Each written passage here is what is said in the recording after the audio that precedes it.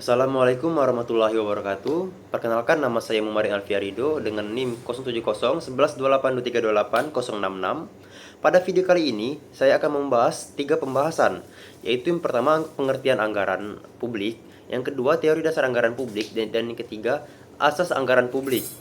Anggaran publik adalah rencana keuangan yang disusun oleh pemerintah untuk mengelola pendapatan dan pengeluaran dalam periode tertentu, biasanya dalam 1 tahun. Anggaran ini berfungsi sebagai alat perencanaan, pengendalian, dan kebijakan fiskal, serta mencerminkan komitmen manajemen untuk mencapai tujuan pelayanan publik.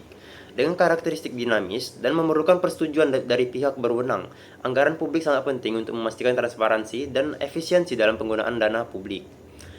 Materi kita yang kedua yaitu teori dasar anggaran publik. Teori dasar anggaran publik mencakup beberapa pendekatan yang menjelaskan bagaimana anggaran disusun dan dikelola. Beberapa teori utama dari anggaran publik yaitu yang pertama, teori perwakilan.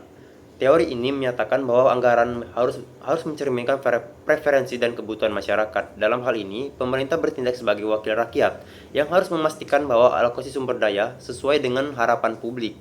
Yang kedua, teori manajemen keuangan. Teori ini berfokus pada efisiensi dan efektivitas dalam pengelolaan sumber daya publik. Pendekatan ini menekankan pentingnya pencapaian value for money, yaitu mendapatkan hasil maksimal dari setiap unit sumber daya yang digunakan. Dan yang ketiga, teori ekonomi. Teori ini menganalisis dampak anggaran terhadap perekonomian secara keseluruhan, termasuk bagaimana pengeluaran pemerintah dapat mempengaruhi pertumbuhan ekonomi, inflasi, dan distribusi pendapatan. Selanjutnya materi kita yang ketiga, yaitu azas-azas anggaran publik. Azas-azas anggaran publik merupakan prinsip-prinsip dasar yang harus diikuti dalam proses penyusunan dan pelaksanaan anggaran. Beberapa azas tersebut antara lain, yang pertama, azas kesatuan. Azas ini berisikan semua pendapatan dan pengeluaran harus disajikan dalam satu dokumen anggaran untuk memberikan gambaran menyeluruh tentang kondisi keuangan pemerintah. Nah, yang kedua, azas universalitas. Azas ini berisi setiap transaksi keuangan harus dicatat secara lengkap tanpa pengecualian, sehingga semua aspek keuangan tercermin dalam anggaran.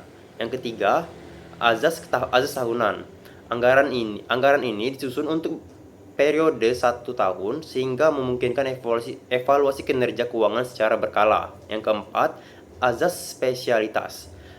Penggunaan dana harus diuraikan dengan jelas untuk setiap program atau kegiatan tertentu, sehingga akuntabilitas dapat terjaga. Dan yang kelima, azas akuntabilitas berorientasi hasil. Azas ini menjelaskan pengelolaan anggaran harus dapat dipertanggungjawabkan berdasarkan hasil yang dicapai, bukan hanya pada penggunaan dana. Dan yang keenam, azas keterbukaan.